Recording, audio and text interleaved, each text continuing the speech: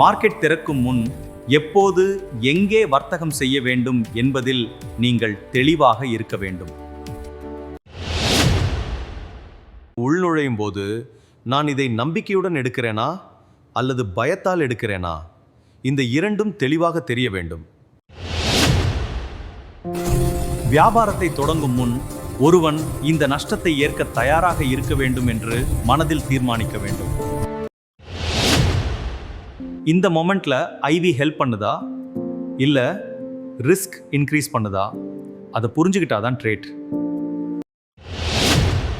Position hold பண்ணும்போது நீங்க logic பேஸா இருக்கீங்களா இல்ல சிம்பிளி ஹோப்ல இருக்கீங்களா?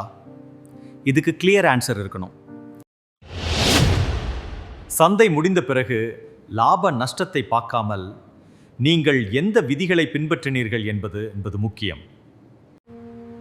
இந்த கேள்விகள்லாம் உங்கள் மைண்டில் நேச்சுரலி வருதுன்னா நீங்கள் ரைட் டைரக்ஷனில் இருக்கீங்க. இல்லைனா எந்த ஸ்ட்ராட்டஜியும் இருக்காது. ட்ரேடிங் அவேர்னஸை மேம்படுத்தணும். இந்த கேள்விகள் உங்களுக்கு தெளிவாக இல்லை என்றால் நீங்கள் முதலில் விழிப்புணர்வை உருவாக்க வேண்டும். நீங்கள் இதற்கு வழிகாட்ட விரும்பினால் என்ரிச் மணி மதுரை கிளையை பின்தொடரவும்.